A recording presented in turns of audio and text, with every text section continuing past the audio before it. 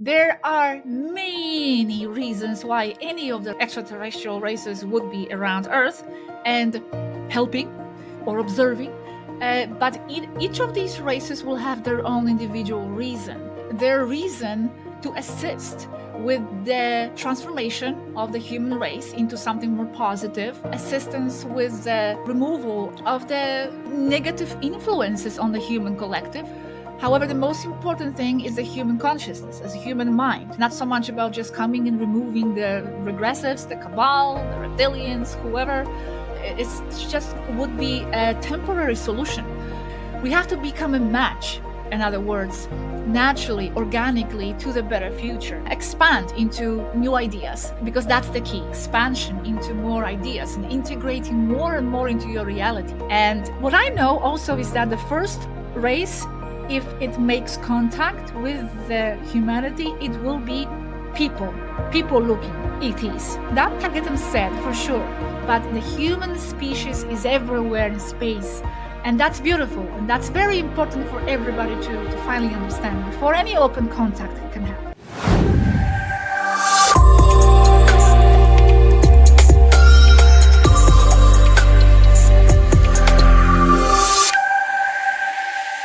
My guest today is Gosia from Cosmic Agency. In 2017, she made online contact with an off-planet civilization called the Taygetans, which is a Pleiadian race of ETs. The crew she communicates with is currently in Earth's orbit, and they are in their ship helping to oversee ascension and offer their insights on a large number of various topics, some of which we're going to be talking about today. So first, I want to welcome you to the show, Gosia. Thank you so much for being here with us. Thank you very much, Tara, for the invitation, and hello to everybody who is watching Ascension. I cannot wait to actually get into that, because our view on this is a little bit different. So I'm excited to explain our perspective. Well, our perspective is basically the Taygetan Pleiadians, who I sort of represent here, sharing their views. I don't like that word represent, though, because they this ties with your question. You had a question before, did they pick me and how did they pick me? No, you see, no one picked me, and I am not their representative by their choice. It's not like they contacted me, could you be our representative? They don't have representatives. They don't have ambassadors. They don't have any official, here people who are speaking for them. But it's just that they were sorry, I kind of hijacked your introduction and I went into the subject already. I'll give back the mic in a second. But yeah, they started talking in 2008, between 2008 and 2017, to hundreds of different people online. That was their program. And I kind of met them at the end of this program in 2017. So I was one of many and hundreds of people that they were contacting at the time and talking and establishing friendships. It was very private. It was never something, those people were not supposed to make videos and share the information. It was very personal. And that's how our interaction started, in a very personal, private, intimate way. And only then, me and Robert, who is my friend in the Spanish channel, who is doing his Spanish channel, that's when we started to want to share this information. So we went and we shared, and that's how it started 7 years ago.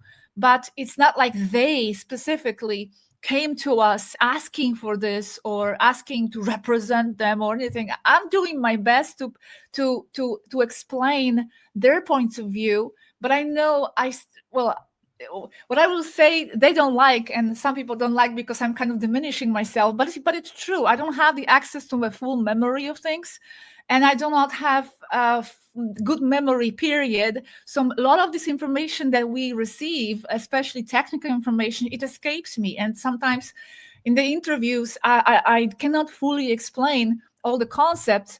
That's why I like to know a little bit beforehand. I asked you what topics you want to go, so I can a little bit go over it. So anyway, sorry, I could ramble forever, so you have to now stop. No, that's great. Thank you so much. That's a great way to start, because one of the things that I think people have a misunderstanding about is where this information is coming from and how it's coming to you, right? So I think it's clear that this is not channeled information, and I know you make that very clear in your videos. This is an online exchange that you actually have with, you physically are on your keyboard and you are communicating with them, and they're giving you this information. And the thing for me that stood out when I first started watching your videos, because I've been watching your videos for a very long time, I'm fascinated by the information that comes through, because a lot of it is very technical. And like you just said there, and I think that you make a really good point, is that there's so many various topics that you cover, and the technicality of this information is not something, not to say that you couldn't have this knowledge, but it would be really hard for one person to retain this much information.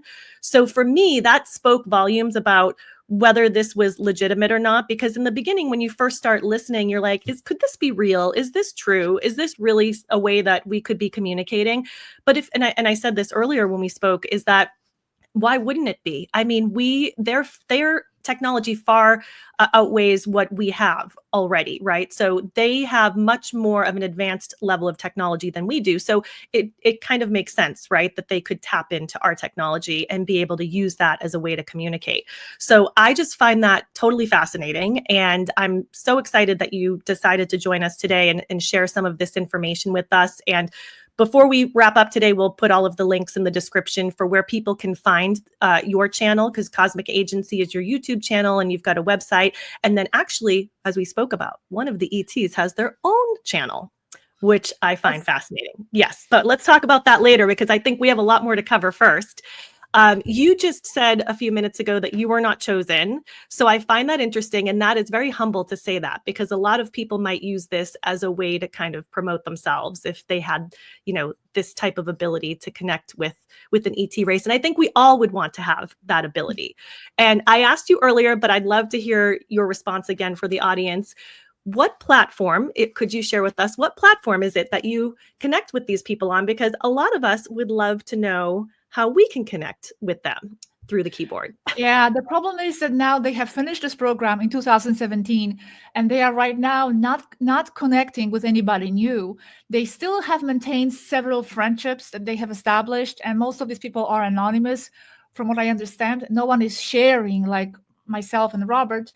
But about the platform, we try to keep it private, because that's how they want it. From the very beginning, that's how they wanted it.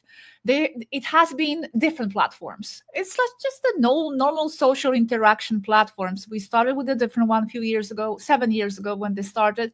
And then we went through different ones with some difficulties there to their accounts. And so we try to keep protecting their accounts, their methods of communication. But it's just one of many social platforms through which we communicate. It's not channels, like you said, very important, because I would never trust myself, to be honest, to be receiving that kind of information and that kind of technical information. We describe in detail technologies and how their engines work. If you're a geek, look into the technical stellar navigation videos, for example, when it's described in details how they time travel, how they map out spaces, how they establish frequency maps, how their engines work with the shields and everything. I would love to have this kind of information myself. I know it somewhere deep down inside I have it, because the topic fascinates me. It's like each time there is a technical information, I'm drawn to it, even though I don't understand half. But it's like there's something in me that wants more of that. But on the other hand, I believe, this was my conclusion, that me being limited, even though by me saying it, I'm cementing that reality. I shouldn't be saying that I'm limited. But it's a fact. Technically, I am sort of limited in this incarnation, in this avatar. But by being so limited in a way, like you said, it gives a little bit more credibility to the contact, because people see I cannot be coming up with this myself. This is not coming from me, because in the beginning, that was one of the accusations. Oh, Gosia is just an intelligent person. She's just making it all up. I am not. Anybody who knows me and ask me this, to verify something. What about the shields? You said that I have no idea. Seriously, many times I don't even want to say, because I don't want to make mistakes. So This is not coming from me, and I think it gives a little bit more credibility that it's not me arranging all this myself on my own memory. Right. And I've picked up on that myself from watching the videos. I mean, you talk about so many things like the Van Allen belts and dimensions, and it's things that people here cannot wrap their mind around, but it's just fascinating, that information that comes through. And I wanted to ask you, how has this connection that you have with them, how has it affected your life? I mean, do you take the information that they share with you and the lessons that they share about, what we're doing here and what the purpose of life is? Do you apply that to your own life? Have you seen any benefits that you can take away from that? I feel I am immersed with all these concepts and all these ideas. Yes, of course they have. Of course, I am applying them, but it's more like, and I think that's why this contact has happened. There is such a compatibility of our minds and mentality and ideas that it's not like I would have to change something drastically, take something from their teachings and apply it to my life. It's very natural to me to be applying all this anyway, many of their concepts. So yes, it has expanded me very much, but within the frame of what I already had. You see, I didn't have to like drastically change 100% some of my ideas. Well, actually about the Federation, that's another topic. I did have to adjust my perception of the Federation a little bit, because we can go into that a bit later. So yeah, there are sometimes there are these pieces of information that bump against my conditioning that I receive here on Earth, but most of the time I'm flowing with it very naturally, and it expands me, and I'm just going there. Like recently, for example, practically, what am I applying to my life? For example, recently, Mari, okay, I'll tell you later who Mari is.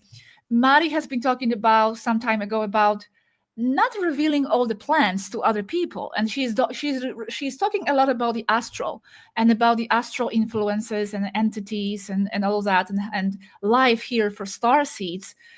And she just gave this warning, not to reveal too much to strangers, because many times, like if you have plans, if you want to have something happening for you, for your vision, for your future, many times, and this is very interesting, this was new for me, many of these darker astral entities, they are trying to reach the star seeds through the organic portals, through the people, through the physical people that may actually be influencing, talking to you, and even getting information from you, because from where they are so low, and if your vibration is very high, there is no compatibility, they cannot reach you, but they can reach you, for example, through strangers.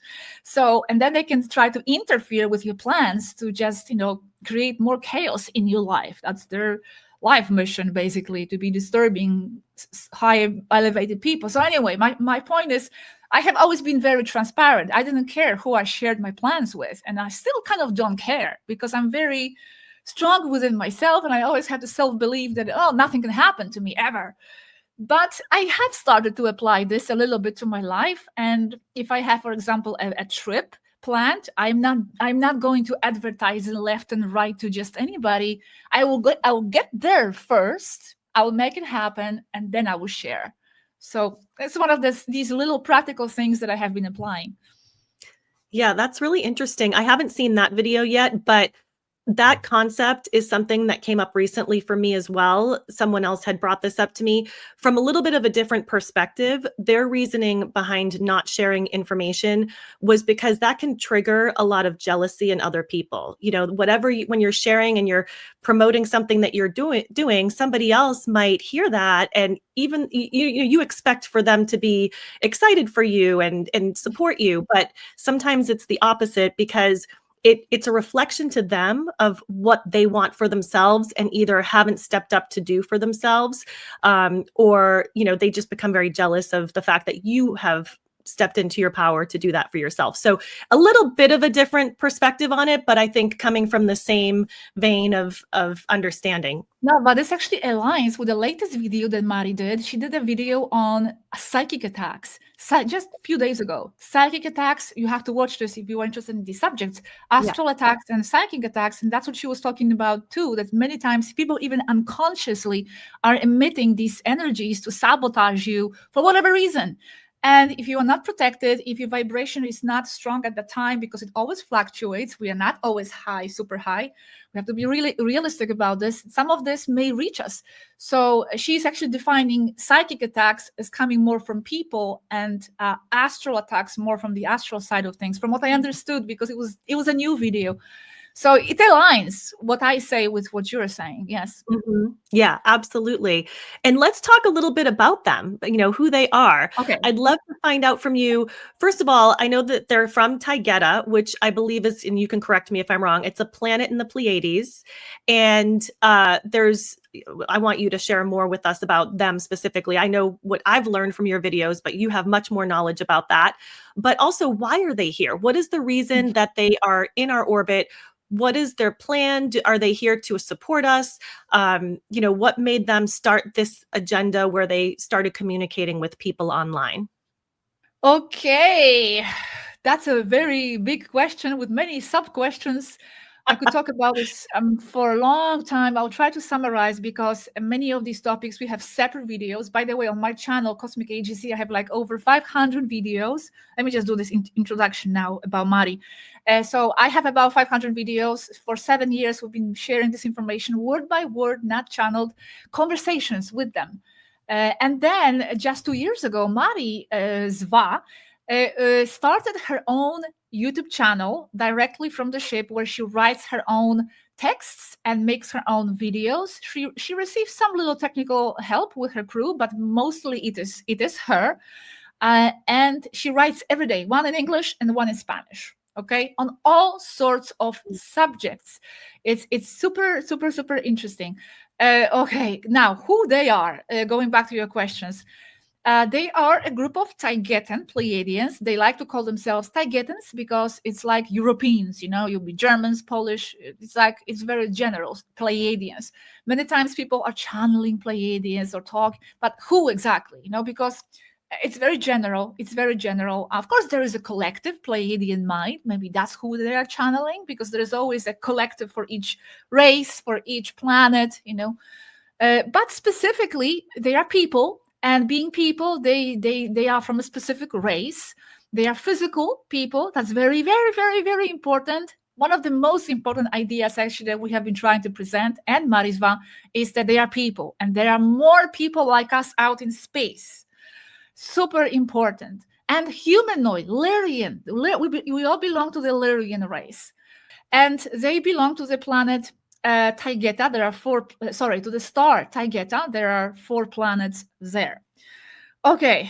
Now, coming back to the orbit, to the question why they are here, there are many reasons why any of the races, extraterrestrial races, would be around Earth and helping or observing. But each of these races will have their own individual reason. So Taygetans, at this time, I have to say this time, because, for example, 10 years ago, maybe their perspective would have been different on why they were here, even though it's always positive. They are a positive group coming from Pleiades, representing Pleiades, actually, at this point, through the Alcyone Council. It's a technical detail on the side. Now their reason, among many, is, well, first, to assist with the transformation of the human race into something more positive, help assistance with the removal of the negative influences on the human collective, on the human mind. However, the most important thing is the human consciousness, as a human mind. That's what they stress. It's not so much about just coming and removing the regressives, the cabal, the reptilians, whoever. It's just would be a temporary solution. We would be generating the problems again if collectively we are not able to emit more positive mindset and worldview naturally. We have to become a match, in other words, naturally, organically, to the better future. And with this information, with Mari Zva information, they are trying to steer a little bit human collective consciousness into other ideas, to make them question, to make them start asking questions, to make them expand into new ideas. because that's the key, expansion. Not so much maybe ascension, it's connected, but expansion into more ideas and integrating more and more into your reality, personally and collectively. So assistance with all this, assisting the human race, with all kinds of problems that they have here. They have a lot of disagreements with the Galactic Federation on this topic. That's another topic. So here, each race will have a different idea about how to manage Earth, how to assist, what to do, what not to do. Many races are just into doing nothing, just observing, basically, assisting perhaps as mentors, telepathic guides, and all that. Taygetans are more active. So they are more into more practical ways of helping. And also, to end these, there's a big list of reasons why they would be here, but to end this, they're also helping themselves, because that's also another interesting curiosity here. A lot of problems, if they do have any, politically, because yes, some of the problems still extend into space. In general, Taygeta is very peaceful and life is very peaceful, but there's still duality and there are still conflicts. And some of these conflicts that they actually face in their society, but like on the political level, let's call it, actually have to do with Earth's cabal. And Earth's cabal's desires to expand, not only to conquer this world, but others. And this actually connects with the Nazis, Aldebaran, them trying to take over Aldebaran, which is actually a Taygetan colony. So this goes back, this is very complex story here. But basically, a few months ago, it was said that helping to solve the issues of the cabal on Earth, this actually helps them to solve those issues as well, because they do face some threats from the Earth's cabal, which is related also to the Federation darker levels. It's all very complex and political, and we can go in many directions.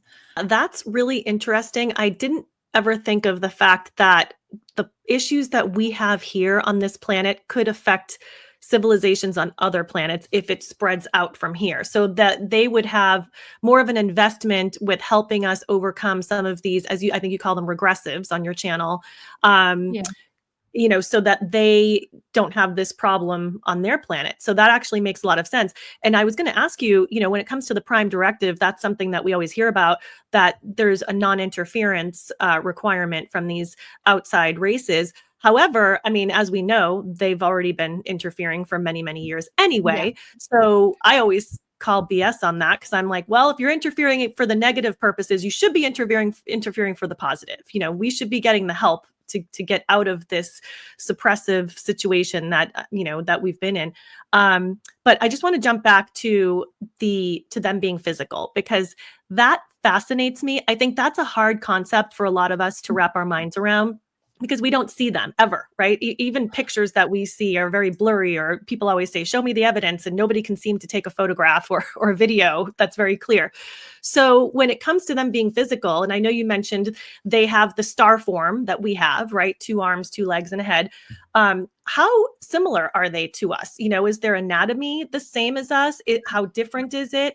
And then I just have really random, weird questions like, do they color their hair? Do they wear makeup? Do they have pets? Do they dance? Do they sing? Do they tell jokes? Okay. I always wonder, like, how much do we reflect what they are? Okay, we can go into all that. That's very fun. Let me go back very briefly, because I forgot about one of the big reasons why they are here. To help the star seeds, to monitor and guard their star seeds, because a lot of extraterrestrial races have their star seeds here, and it's basically being here to watch over them. It's their families, it's their friends, it's actually them themselves in their other variants. That's very important, because here we have this linear perspective of our incarnations. There, they are aware of many levels of this chess soul game happening at the same time. And many times, the timelines interlapping over machine. Many times, they actually have their own equivalents here on Earth, or their past life incarnation happening at the same time.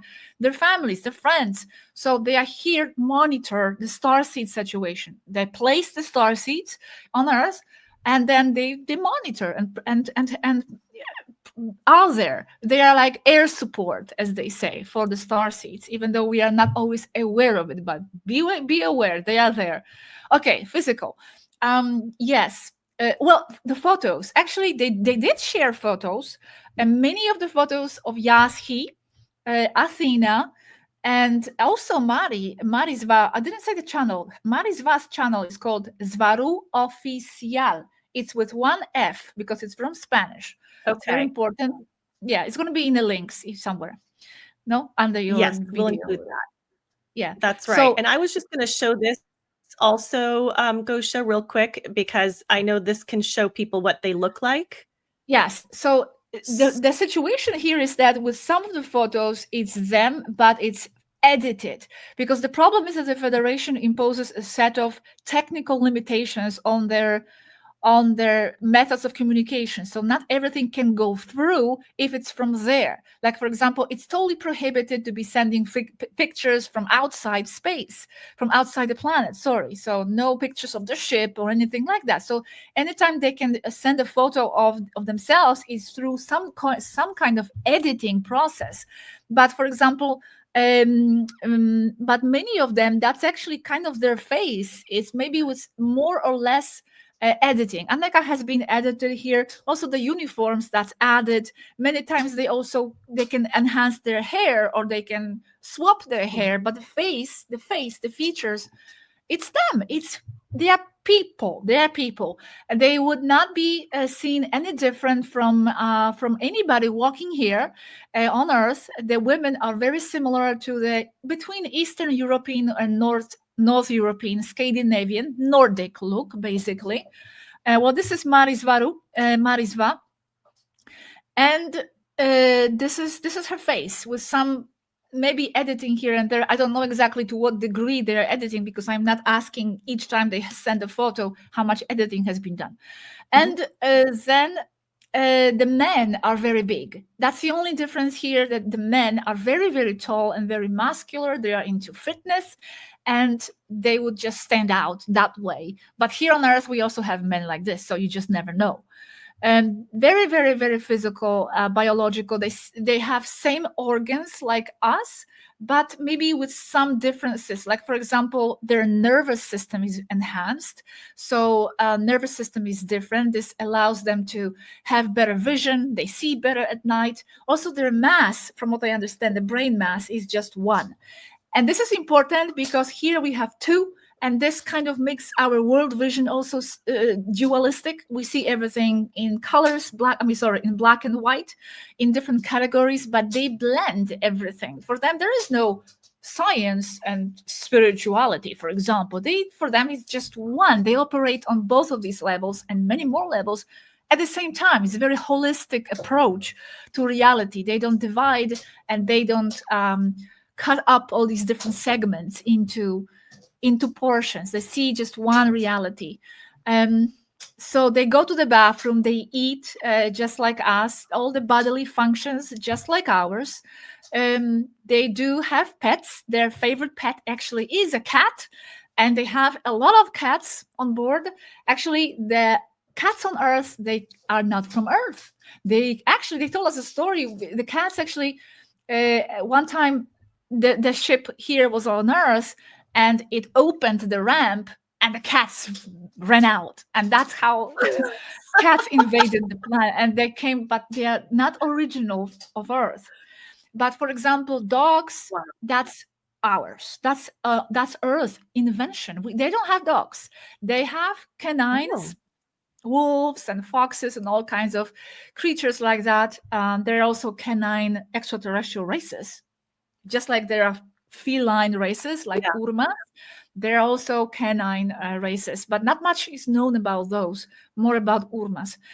So anyway, they have pets. They also have such a creature called Mogier, who is kind of a mix between a parrot, and a reptile. Is very colorful, size of a cat. It eats a lot of fruit. This kind of pet we don't have here. So some of the pets are shared, and others are just theirs. What else? What else did you ask? Did they have do they have jokes? Yes, they have jokes. Yes. Yeah, I was actually going to mention, because I think I may have heard it on one of the videos, that they don't like work with horses the way that we do. Like we actually ride horses, but they actually are they like afraid of horses or something? I thought I remembered hearing that. I don't think they're afraid. They have horses, yes, but they don't ride them. That's just they don't ride their animals. Period. They're very in one with nature. They respect nature very, very, very much. In their planets, for example, their cities they're very separated, and they are among a lot of natural things, trees and rivers and things like that. So they try to interfere as little as possible. Like, for example, if they want to make a bridge, lately Mari shared a piece of information that was on her channel, because on her channel she shares some details from their life on the planets. So she said, because this is an important fact, she's actually newly appointed Taygetan queen. I don't know if you knew that. This is new. No. She is now a Taygetan queen. So we have a Taygetan queen writing this information. This is new. This is a new development. Yeah. But a long story why this happened. If anybody is now freaked out that they hear the word queen, this has to be okay. I have to explain this. The words that they use, first of all, it's just an equivalent of what we have here, because their vocabulary is different. Their concepts are different, not like on Earth. So they choose sometimes the best possible word, like for example, a fighter craft or a heavy cruiser. These are not words in their language, but they choose from our vocabulary just to have an understanding. So this is about monarchy. Okay, the monarchy, queens, kings. This is something they choose from our vocabulary, but it has nothing, absolutely nothing to do with the monarchy on Earth. Actually, it's quite the opposite. It's the opposite. They are very specific about this. They say, do not, under no circumstances, associate us with the monarchs on Earth, because those are living at the expenses of the society. They are kind of like pests. They are just there, almost do nothing.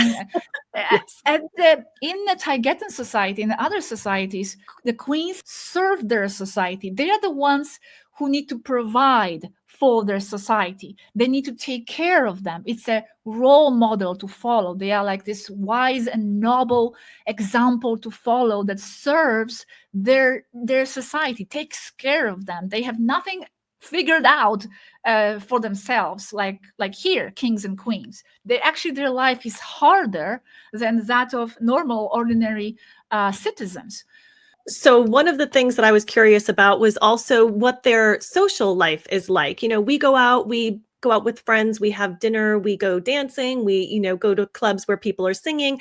Did they do those things as well, similar to us? Oh, yes. Sorry, I forgot what I was saying. Hold your question. I will go back to this. What I was saying that Mari shared in her video, because she shares daily occurrences in TAYGETA, for example. So she shared that she ordered the construction of a bridge in TAYGETA, and the society there refused, because they can refuse. It's a holistic society, not because the queen says something, it doesn't have to happen. So the council of TAYGETA, the people of TAYGETA, refused that bridge because, and Mari didn't know that at the time, because there was a nest of some wild animals, and they didn't accept that bridge being built over that nest of animals. So Mari was like saying, "Okay, I didn't know about those animals. I'm sorry. Yes, they're right. I'm glad that they respect their nature so much." Because that was my original point. They respect nature very much, and they live very in harmony with nature, even though their technology is very high and developed and advanced. They don't resort to that technology to solve all their problems. They actually like to live with their manual creations and live life in a simple way, and only apply technology when it's absolutely necessary, or to ease their life, but they don't depend on it for everything. Okay. Clubs and social life. So they are very independent people. So they like to hang out with their friends at home. They may make some parties and play some music, and they don't have alcohol, so they never ever have parties with alcohol. And then they might have, you see, this is the thing that I would miss from Earth. They don't have like a lot of cafes and restaurants, and they don't have that kind of vibe. When you go to the big city, maybe you will have some sort of a location when you can order your juice, or maybe a few restaurants here and there, but it's not like super common. They like to spend time with themselves, a group of their close friends. But they do have cities where there's a lot of art. They are very artistic and musical. So they do have that as well. They don't have birthdays because time is very kind of different there. It's hard to establish how old the person really is, so they don't have that. But they imported that from Earth here on the ship. So now on the ship, they started to celebrate birthdays. They have kind of established a symbolic date, more or less. Each one picks their date. And that's when they celebrate their birthday. And they have cake. Cake also, they imported that with their ingredients that are different than ours, mostly. And they give each other presents. And they like this tradition from Earth very much because I don't like it, for example. I don't like birthdays. But they love birthdays. They love to stop what they're doing because they're always busy and have a little relaxation time with their friends because they need that. They work too much. And you will ask, what do they do? A lot, but it's mostly behind the scenes. People will never know exactly what they are doing. But now you can find out a lot of that through Mari Zva's channel because she shares a lot of their daily life happenings. So it's very cool. Yeah, that's really interesting that they took a page out of our book as far as birthdays. Like, who knew that we could influence them? You would think it was always the other way around. No, it's always happening all the time. This is exactly one of the other key concepts to understand. And I've just made a video about intercultural influences. The Illyrian races and even non-Illyrian races influence each other all the time. They have influence. It's like you're traveling, for example, somewhere to India. Now, when you spend 1 year, for sure you're going to come back full of Indian recipes and Indian objects, and you're going to be wearing Indian clothes. I went to the Native American Navajo in Arizona for a week, and I came full of ornaments and jewelry. And so you get inspired by wherever you are. So that's what's happening. They have been here for a long time, especially this crew. Very long time. So they get inspired and influenced by music, by our customs. They don't just sit on a ship. That's important for people to understand as well. They very often come down to Earth as so-called step downs. So they have and there are many, many, many races walking the Earth. You would never know. And they take a lot of our stuff, to into their cultures. Maybe not into TAYGETA, they're far away.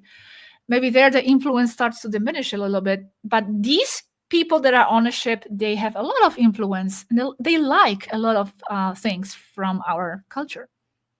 I don't know where I picked this up, but somewhere along the lines, I found out that they love the amusement parks. They like to come and observe people at Disneyland, let's say. And I thought that was really interesting. Have you heard that? No, I haven't. I haven't heard that about amusement parks, but I'm not surprised. Why not? Yeah. They definitely do like to observe. However, I also know that many times those specific step down missions, if they have something to do, they are very task oriented. So they will come down and they will do whatever they have to do. They have their guards with them, and they leave because it's not so always safe for them to be here. So I don't know how much time they would devote to just going and hanging out at amusement parks. Definitely not if they have a specific task to do. Maybe other occasions, yes. I don't know. I haven't asked about amusement parks specifically. Yeah, well, maybe that'll be one of your next communications. My list of questions is so long, and oh my gosh, and they are actually not online just now because for a few weeks we haven't had communication because they've had problems. If you go to the Mari's channel, you understand what kind of problems actually they have, all kinds of situations. Yeah. Well, they're just another race like us, right? So I'm sure they've got their own set of issues, maybe just at a little bit of a higher level than us. But I know that you cover so many topics. It was really hard for me to narrow down what to talk with you about today because I want to know everything. But for sake of time, we had to narrow it down to a few. So what I wanted to start with today was Inner Earth, because we recently had a guest who visited Inner Earth. Mount Shasta, underneath Mount Shasta, there is an inner earth city named Telos. And that is where the Lemurians have lived for thousands of years. And it was a fascinating topic to hear about. I think the audience really appreciated the information that was shared. So I wanted to find out from you, do you have any information you can share with us about Inner Earth? Maybe if there are other locations that exist on the planet. What have they shared with you about that? Yeah, some information, but I have a question. Did he meet them physically? He did. Yes. How did he Face-to-face. go there? Like how did I'm curious. Yeah, he was hiking and he found like a spot in the distance visually that instinctively he knew he wanted to hike to that one spot. And so when he got there, and I'm shortening the story a lot for the sake of time, but he was sitting kind of having a little snack because he had been hiking for a while, and he could feel a presence appear behind him. And it was, I want to say he was 6 or 7 feet tall, a being that appeared out of nowhere and approached him and spoke with him verbally in English. It wasn't telepathic, and communicated with him and said his name was Alex, which happens to be his son's name. And he said, oh, well, that's easy for me to remember because that's my son's name. And they said, yes, we know all about you and your son. And he was shocked by that, but he just went with it. And they said, would you like to come and visit our city? And he said, of course. And so they kind of went through this opening that kind of appeared in the side of the mountain. So I'm sure there was like a frequency shift that took place that allowed him to actually enter through into the mountain. And once he got inside, he said there was an entire city in there. He couldn't believe it. I mean, there was waterfalls and mountains and lakes, and there was a light source that he couldn't identify where it was coming from. And they ended up taking him up on some technology that was sort of like a hovercraft that took him to like a boardroom, sort of like a conference room, and where he met other beings. I want to say there was maybe 5 or 6 of them. I could be wrong on the exact number, but they sat around a meeting table and they communicated with him that he was supposedly chosen for this experience because of such a high level of frequency that he operated on, and that they were getting ready to come out and be in public and actually show themselves physically because we are ascending. And so while we're ascending, our frequency is raising, which means they are going to have the ability soon, once Earth raises to a certain frequency, to actually enter out physically in public. So right now they've been staying under the mountain because they have their own frequency dome there that allows them to stay in that, in that specific frequency that they need to stay in. But now that we're ascending, they're able to actually come out in public. So they want him to be sort of like an ambassador to this process and just kind of spread the word. So he's been talking about this for several years. I think this happened in 2019, if I recall correctly. And so he's been talking about it quite a bit, but they said the time is soon. They said we're coming up to this time where we are very, very soon approaching the moment where we can actually have physical contact. And they're excited about that. They're really excited and look forward to communicating and connecting with the humans on Earth. So that's really exciting for a lot of people to hear right now. Are they people? Physical? They're physical people. Yes. Yeah. They're just a lot bigger. He said they're much taller and, bigger size than humans are. Okay. Okay. Yeah, that's very cool. What's his name? His name is Lowell Johnson. So I have 2 videos on my channel where the first video, he shares this experience. And then he went back to Mount Shasta on a second visit where he had an experience where he interacted with light beings. And he also had a connection with a hybrid who showed him ancient artifacts that were thousands of years old. And that's all on that video too. So you're welcome to take a look. And in fact, he's coming back for a third interview. We just found out yesterday to discuss his next visit where he went to Sedona, Arizona and had an experience there. So we're excited to talk with him about that. Yeah, that's very exciting. I would love to have an experience like that myself. I have always been actually drawn to the Gobi Desert. I will tell you later the Gobi Desert connection with Mount Shasta, actually. There is a connection there. So that's interesting. At this point, I just want to make this comment. Someone might ask me now, have you had any physical experience? Have I? With the Taygetans? Well, you see, here the situation is a bit different because the Taygetans are still under the Federation laws, and those underground civilization, from what I understand, their relationship with the Federation is not so close. From what I understand from last time, that few years ago that I had that data given, so they are probably operating under their own rules, and there are many races that do not belong to the Federation, and they can do whatever they want. The Taygetans, even though they don't like Federation and there are conflicts, they are still part of it, and they still have to abide by certain rules. And one of these rules is this, that no physical communication, no physical contact. So we haven't had official physical contact with them, but I have to say this, interject, we actually did have a contact physically with one of them, but it came out by accident. Well, not by accident, but she was a Taygetan, and she was at this time living on Earth, and she met us. It's just that at the time, we didn't know who she was. So we were never supposed to know, because that's the thing. They can operate and mingle with people as long as they do not reveal their identity. That's one of their protocols of being on Earth. So they cannot come to me and say, hi, this is Athena. Finally, nice. I'm here.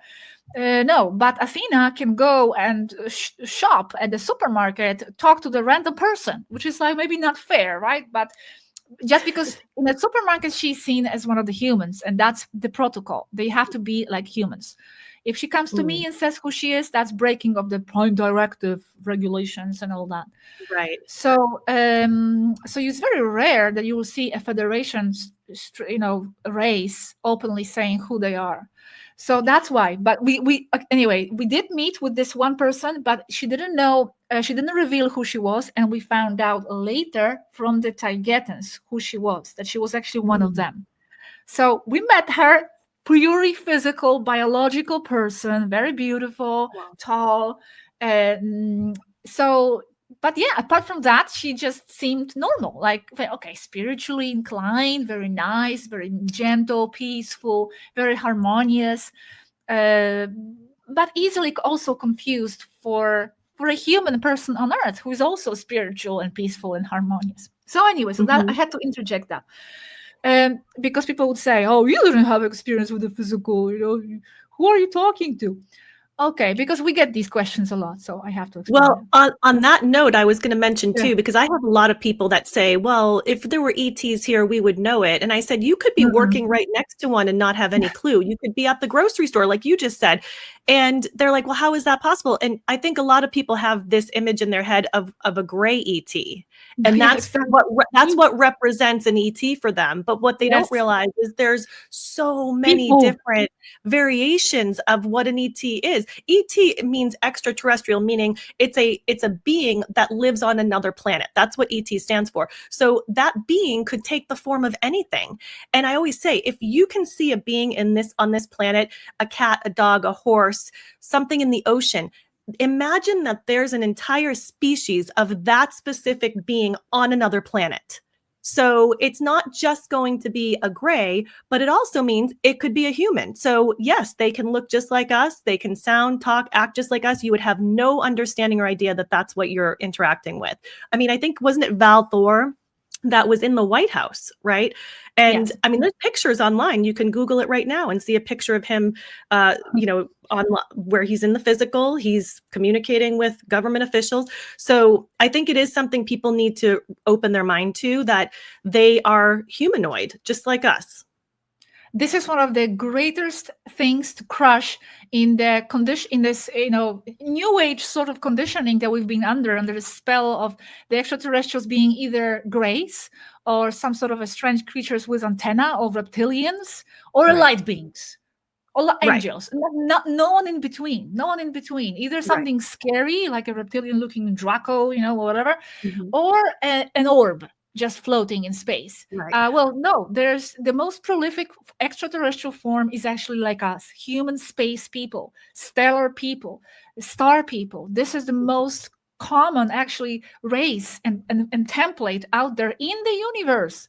So this is one of the most important things for people to understand before we can even start talking about official disclosures and them officially coming to talk to the human race. So that's that. Okay. And by the way, we're the ET as it relates to other people. That's what people also don't think about. Like, if somebody else is living on another planet, we're their ET. We're their extraterrestrial. We live off of their planet. So they would look at us as if we were an ET. Yes, that's a good point. Yes, exactly. Because it's just what you said it means. Extraterrestrial, someone from outside the Earth. That's all. So about the Mount Shasta and the underground civilizations, they told us that, they refer to them as Agarthians, Agartha.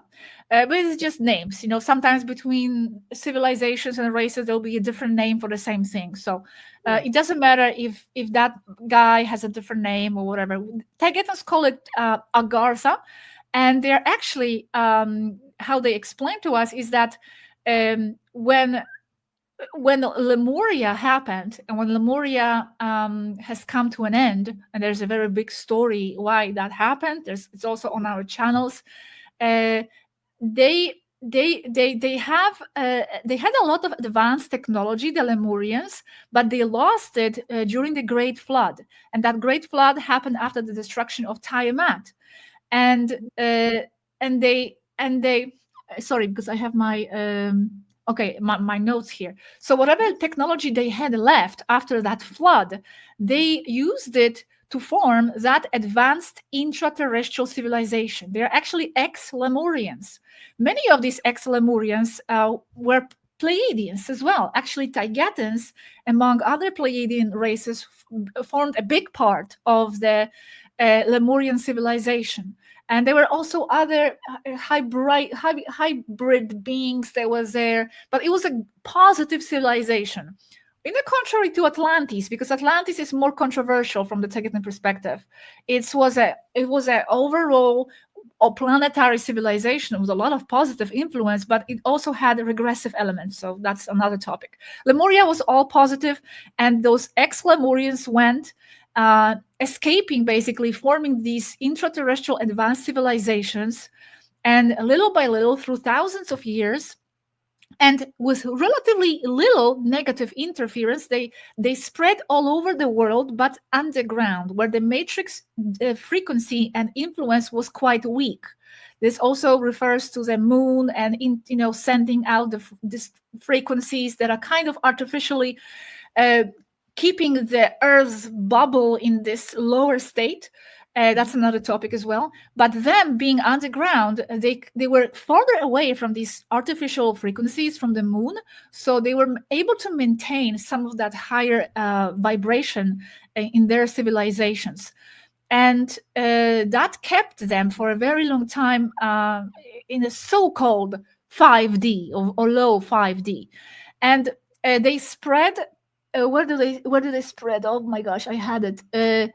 So they spread to Japan, for example, as well. There is an influence there, but also to the Mount Shasta. So this was mentioned by Taygetans and confirmed that there is a underground Agarthian civilization, ex-Lemurians, in Mount Shasta, and they also mentioned Mongolia and North China under the Gobi Desert, Great Shambhala. That's their capital city. And this, when I heard this, I was very excited because I've always felt this connection to the Gobi Desert and Mongolia. I'm actually hoping to go there. Okay, I wasn't going to say my plans. See, now I am too open, so I share. I'm thinking to go to Mongolia maybe next year. Anyway, and they have their secret locations in Himalayas as well, but they have underground cities all over the world, and they represent a planetary society. And also for a while, I don't know the update on this, but they also had control over 2 polar entrances. The problem that they explained to us a few years ago it was that they also started to suffer some of the negative influences from the intraterrestrial reptilians, because the underground cities are also occupied by the reptilian races, positive and maybe not so positive, both, because the reptilians is also a variety of races there.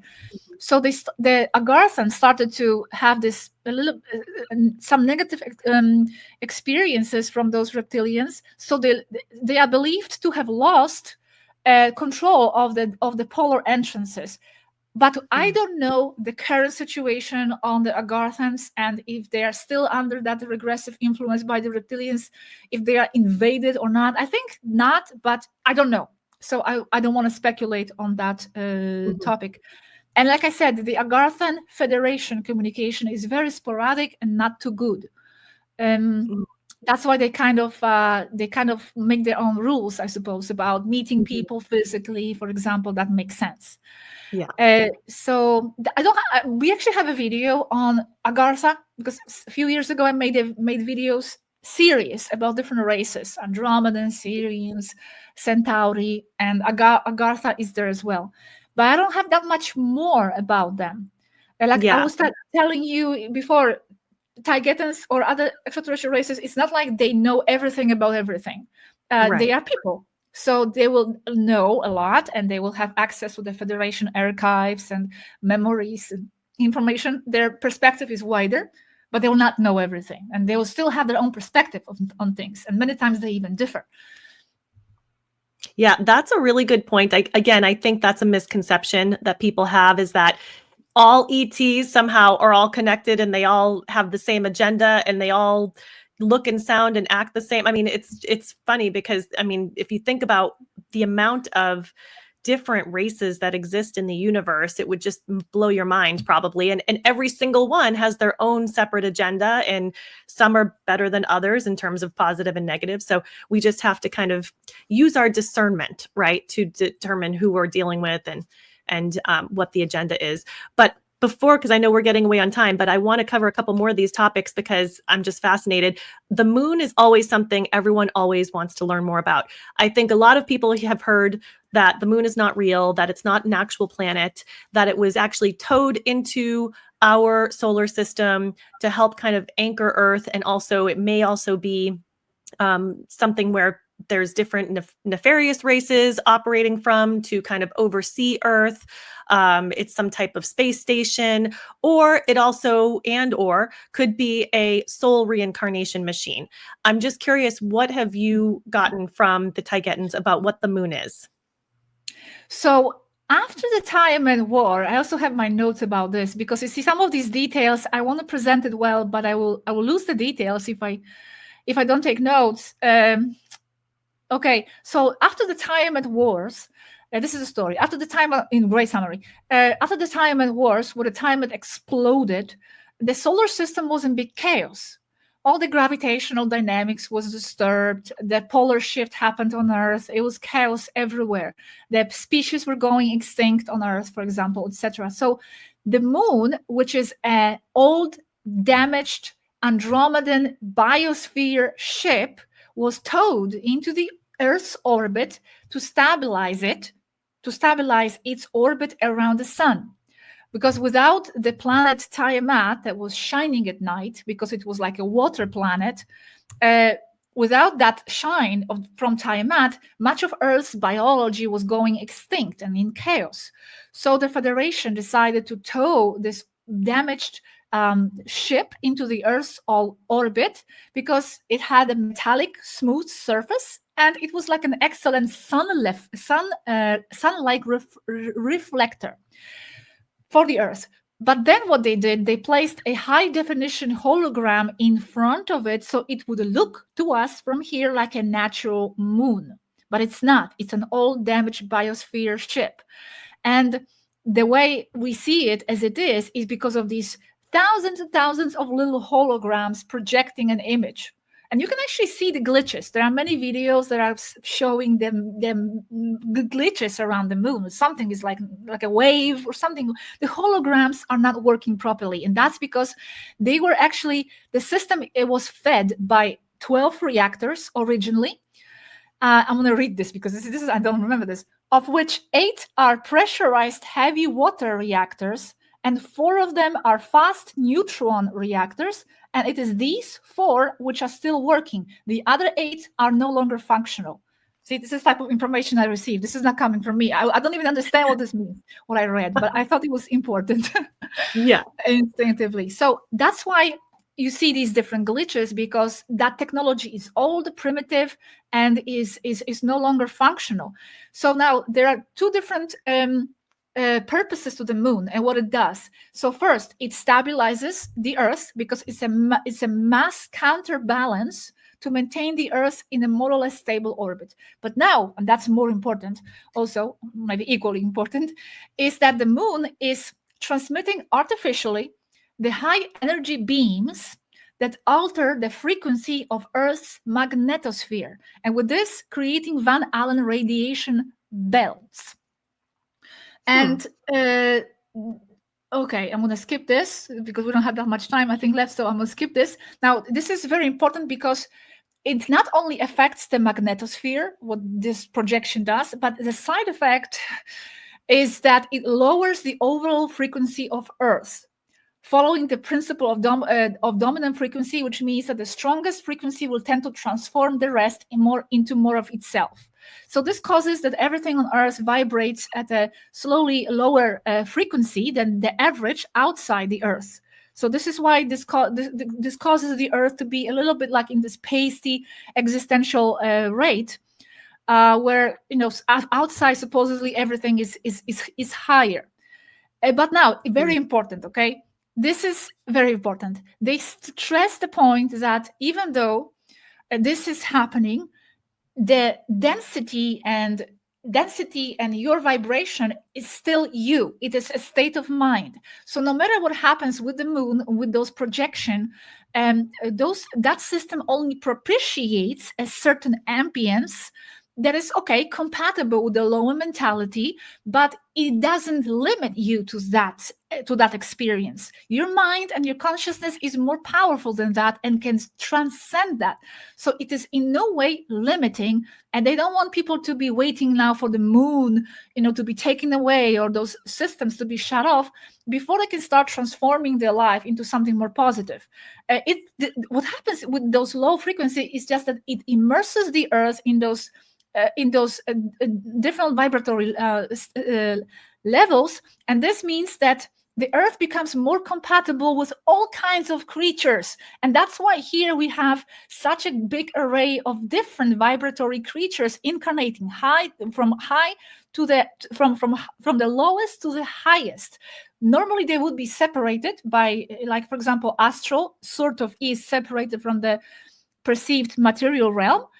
Here on Earth, because of that artificial lowering of the frequency, it means that any kind of a soul can actually incarnate here and have a shared experience. That's why the Earth became so interesting when this was established.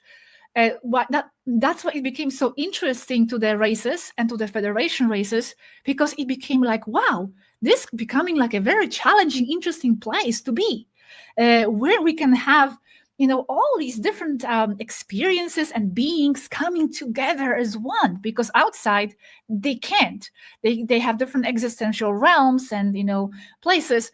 So here, because of what that moon is creating, it makes the appropriate environment for low frequency souls and beings and high ones as well, to create whatever you want out of this place. And now that's why so many ET races are incarnating here, because they see this as a challenge for their soul growth, to have these hard experiences and manifestation challenges. And that's why we have here such a soup of all these different races and beings united, living in this common incarnation experience as humans. However, like I said, I want to finish this moon story with this, that it's very important to know that your mind is more important than all the moon frequencies. Like I said, it just propitiates, maybe it makes it a bit more challenging, but in a way, from your soul level, from the expanded level, perhaps that's what you wanted for yourself. You wanted to step up the game. You wanted to have it more difficult for yourself to show to yourself what you are made of, and that you can do it. Anyway, again, this could be talked about many directions. And did they mention anything about a soul trap? Because I've always heard that too. Well, this is something that we don't share. The Taygetans do not have any information about the moon serving as a soul trapping machine. They always say that you are sovereign being, always, and that after death, it's you who is deciding where you want to go. Of course, there could be manipulations, but it's not like it's a trap. The soul, as a signal of source, cannot be trapped. You are immortal, etheric being. How do you trap a soul? Your consciousness cannot be trapped. How it can be trapped is by trapping your attention, where you are going to put your attention onto. And that's what they are doing on Earth with people, guiding people's perception all the time. This is the only way they can control and manipulate us, by trapping our attention to whatever they want us. So this is what could be happening. Taygetans are not very aware of this. They say that nothing like that. They don't see anything like that. But even if it does exist, I would say you are more powerful than that. So just be careful with your intention. Your intention, you carry your intention and your frequency after this life and towards this afterlife place. So you decide. Don't let yourself be manipulated by any ideas of guilts and karmas and sins and all that. Forgive yourself. Leave this place in peace, with no regrets, with nothing to repair, and then you'll be free. That's my take on this. I love that. That is such a good message. I mean, attention is everything. And that goes for everything across the board, right? No matter what topic we're discussing, it's just whatever you're putting your attention on is what you build more of in your life. And I know this next question I just have, because it's a big topic, but maybe in a nutshell, you could give us a little synopsis. The Federation. What role does the Federation play in our planet? Is it positive? Is it negative? Are they the rulers of our planet? You know, yes. Where do we stand with that? They are rulers of the planet. Okay, I just made a video, very important video, a few weeks ago about the Federation. Okay, it's called "To All Citizens of the Planet Earth" or something like that, like a very serious title, because I was trying to get the attention of people to listen to this information. It's all about the Federation, basically summarizing a lot of views shared by Marisva and by the team throughout the years about the Federation. Yes, they are the ultimate controllers of the Earth.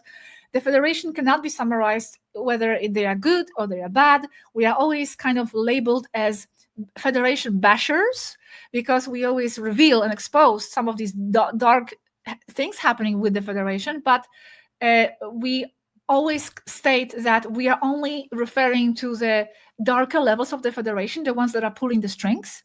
Those basically, there is something suspicious going on that level. They are just too permissive with what's happening on Earth and collaborating with the darker agendas. And this is has the Taygetans thinking.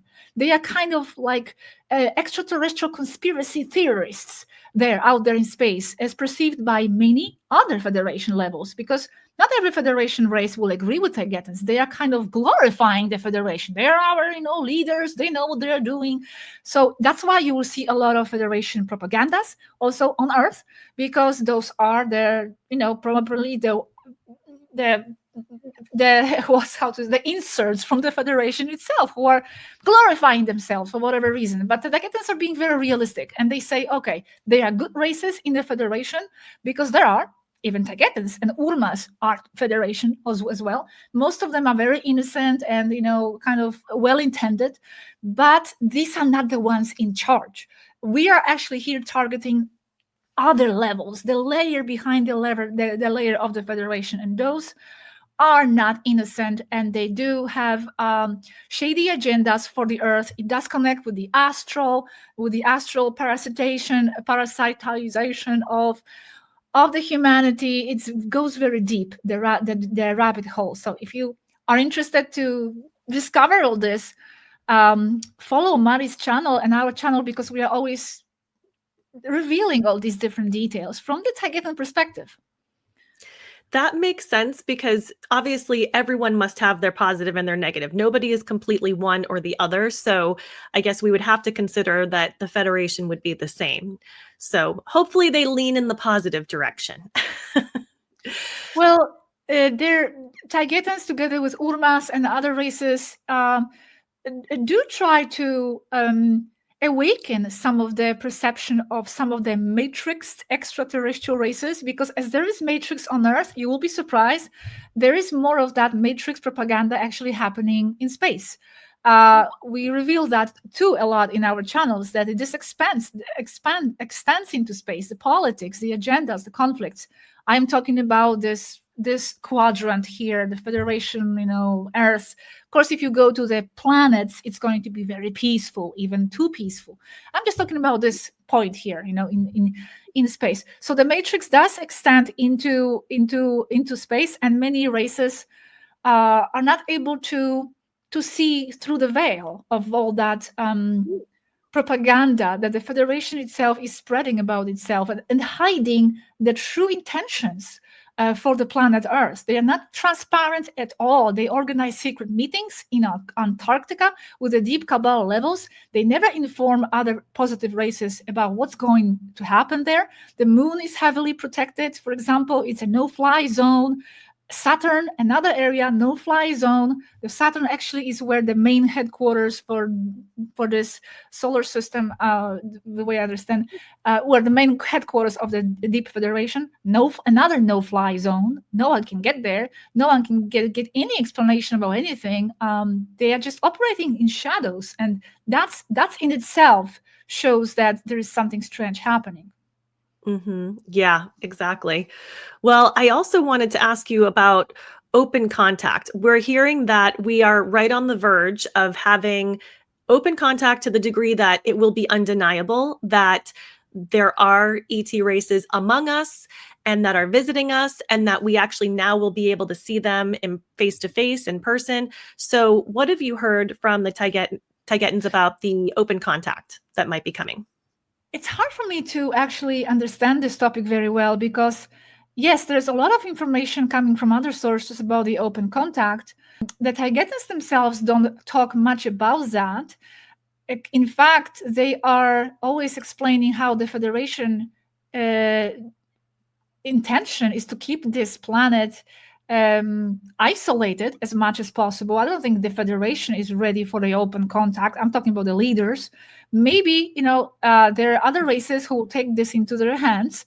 Taygetans also are giving the information. They are not in favor of isolation. Just look at their channel and my information. They are giving so much stuff to the humanity, because we believe that humanity should have access to this stellar knowledge. But Federation itself, the darker leaders, I don't think they would be interested in that kind of open contact yet, or if ever. But the game is played on many levels, and there are many players. So I don't know in the end what's going to happen. A lot of things are pointing to it. In fact, I'm going to tell you something now.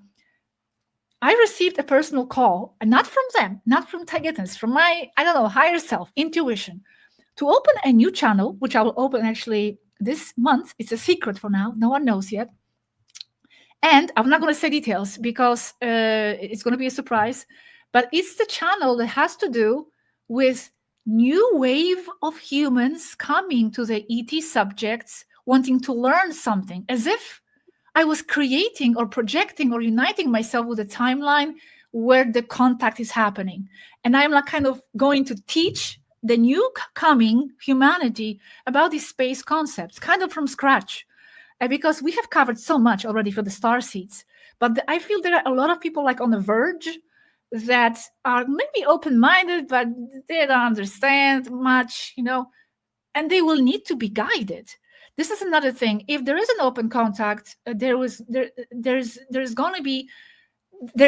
to be guidance that is needed. There will have to be mentors of the newly awakened humanity to this new reality. Someone has to do this, and there will be guidance from all sources. What I know also is that the first race, if it makes contact with the humanity, it will be people looking ETs. That Taygetan said for sure, that it's not going to be reptilians, even if positive. It's not going to be someone who's looking very strange. It's going to be people.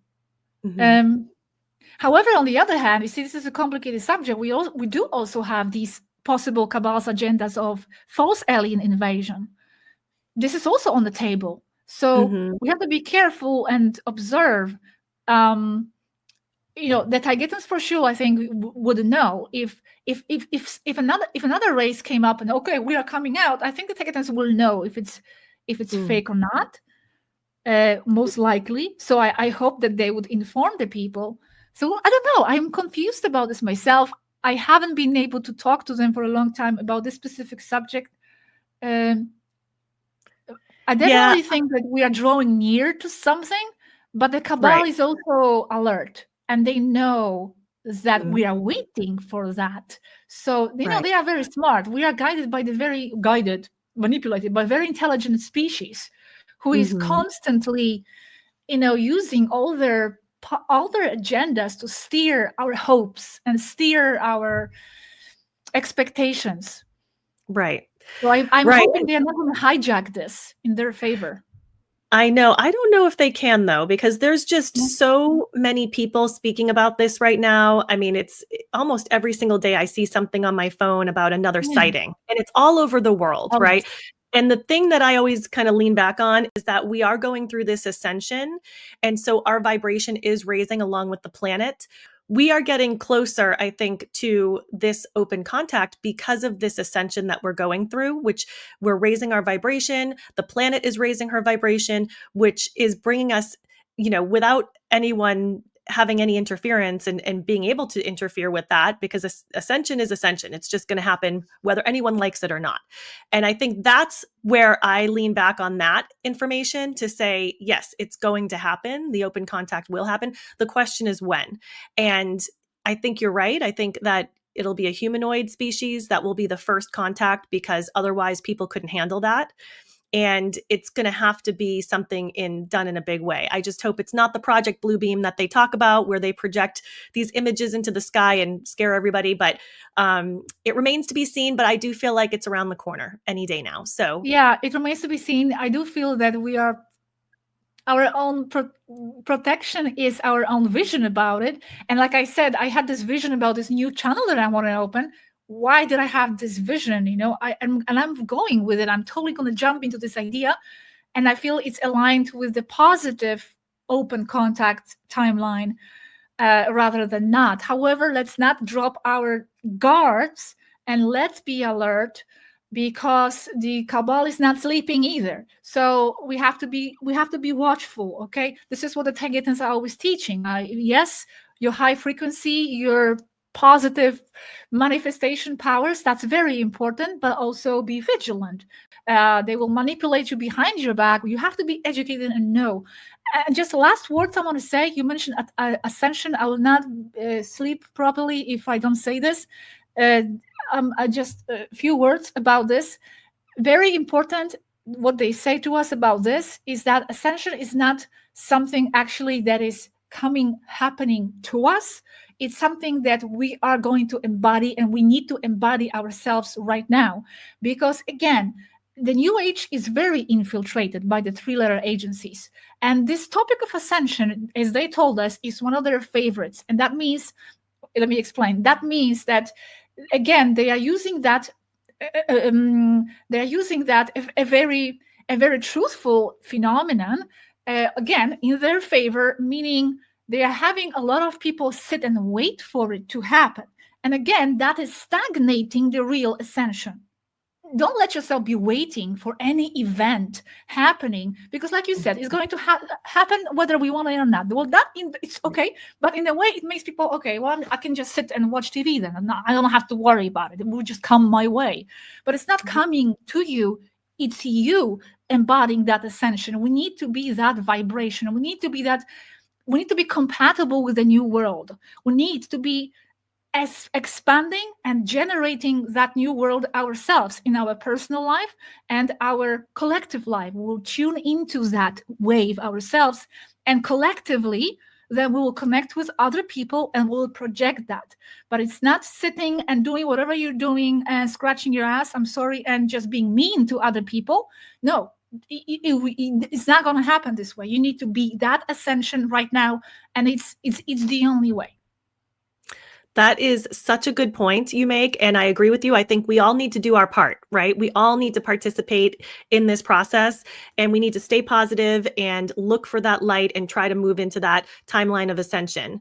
And just as we wrap up, Gosia, I would love if you could just give us a quick final set of words, either from you or from the Taygetans, if they had anything they wanted to share. And before we do that, I just want to mention we will put all of your website information, the links of your YouTube channels in the show notes, including Mari's website, or I'm sorry, her YouTube channel.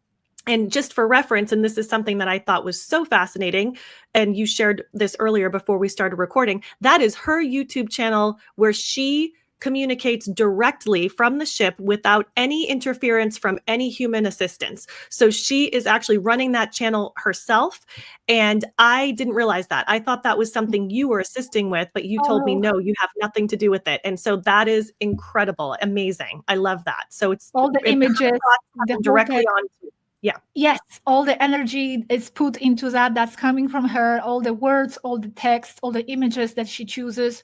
She cannot use her own voice, so she needs to be using our technology, because again, the Federation limits them from what they can do.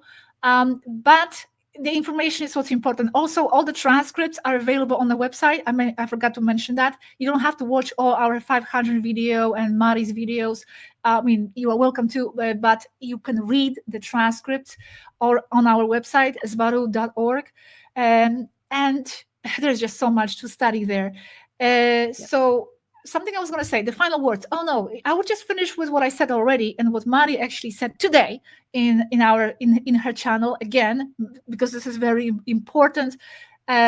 Just like there is a cat sitting in Australia and licking its paws, there is a cat in Canada sitting, licking its paws and doing exactly the same and having his cat personality.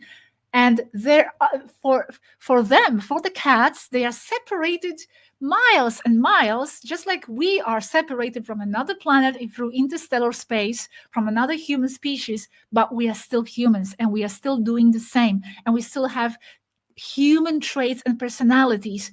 And they don't know anything about each other. The cat in Australia doesn't know anything about cat in Canada, and they think it's like inexistent. But we are all sharing through the collective unconscious the same human traits and characteristics, because there's more of us out there in space.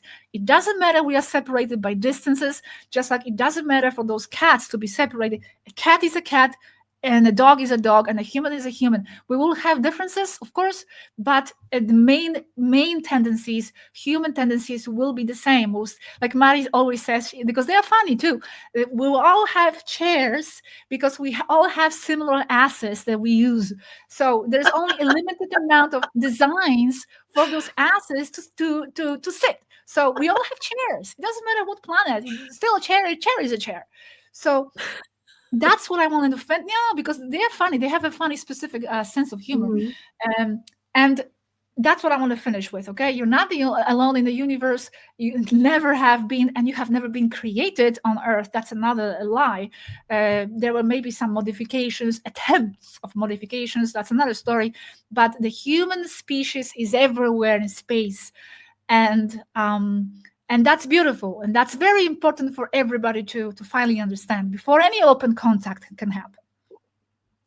Absolutely. And I feel like I could just talk to you for days because this is fascinating information and you have so much information to share. So maybe we could have you back again another time and perhaps we can have the audience send in some questions beforehand. But I just want to say thank you so much, Gosia. I appreciate your time. I appreciate you sharing this information with us. I think this is important, just like what you were saying earlier, why you want to start your new channel. I think it's vitally important at this time for people to learn this information because if open contact does happen, it will create a sort of panic and chaos with some people, but there will be a faction of people like we are, we're doing this work right now, and we can help people to kind of bring them into this new age of understanding what is happening.